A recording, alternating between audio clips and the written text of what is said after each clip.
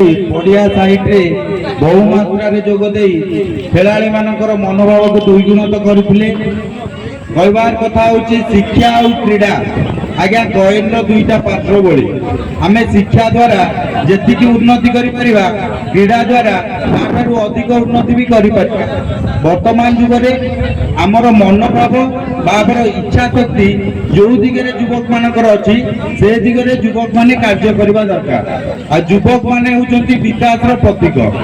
वर्तमान साहित्य ग्राम पंचायत रे एते सुंदर फुटबॉल टूर्नामेंट सुचार कर साइंस भाई मान मध्य युवक मान एकता एते सुंदर एकता वर्तमान आम 8 पंचायत रे नियारा आपण मान को बहुत बहुत धन्यवाद दे एते सुंदर भाव में टूर्नामेंट को आयोजन करथारु मु आपण पटे चिर कृतज्ञ और आयोजनकारी समस्त गुरुजन मान को। आलमगीर 4 दिनिया फुटबॉल टूर्नामेंट उद्यापित बारंग ब्लॉक अंतर्गत साइंसो पंचायत स्थित आलमगीर युवक संघ द्वारा आयोजित 4 दिनिया फुटबॉल टूर्नामेंट रविवार उद्यापित हो जाइछे।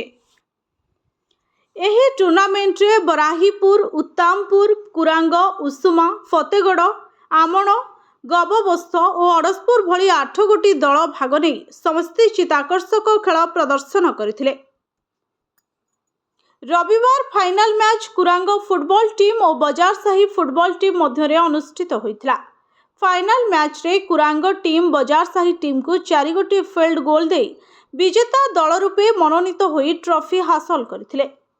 पुरस्कार वितरण उत्सव रे मुख्य अतिथि रूपे युवा मानसर प्रतीक बारंग ब्लॉक 33 नंबर जोन दुख सुखर साथी युवगोष्ठीर प्रतीक युवा समाजसेवी इंजीनियर शोभन महापात्र, मुख्य वक्ता भावे विजु जनता दल ब्लॉक सभापति गगन जेना, सम्मानित अतिथि भावे युव संगठक निरंजन परिजा, नगरी पंचायतर वरिष्ठ बीजेडी कर्मी नलिनीकांत पट्टनायक, बीजेडी पूर्वतन सरपंच गणेश चंद्र बेहेरा, जाफर अली, अख्तर खां, सैयद हिफ्जुर रहमान, सैयद खां, समीउल्लाह खां, कबीरुद खां, जाकिर हुसैन खां, अब्दुल ताहिर, सैयद जफर अली, वरिष्ठ सांबादिक धीरेन्द्र साहू और युव सांबादिक प्रकाश कुमार भोई मुख्य अतिथि भावे जोग देथिले। मुख्य अतिथि श्री महापात्र निज वक्तव्य रे युवक मानकु शिक्षा सहित क्रीड़ा को मध्य जीवन गढ़िबारे गुरुत्व देवाकू परामर्श देथिले, कारण युवक माने ही देश विकास रो मुख्य सारथी। आपण माने मते जेतबळे जेउ परिस्थिति रे खोजिबे मु आपण मानक पाखरे सदा सर्वदा ठिया हेबी बोली श्री महापात्र युवक मानकू आह्वान देथिले। विजेता दल को ट्रॉफी सहित नगद अर्थराशि 8,000 एवं उपविजेता दल को ट्रॉफी सहित नगद अर्थराशि 6,000 टंका प्रदान करा जायथिला।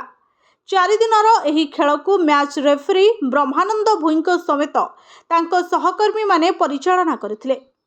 एही टूर्नामेंट आलमगीर युवक संघ द्वारा आयोजित होइथिला। कटक जिला बारंग ब्लॉक रु धीरेन्द्र साहू को रिपोर्ट, SGTV।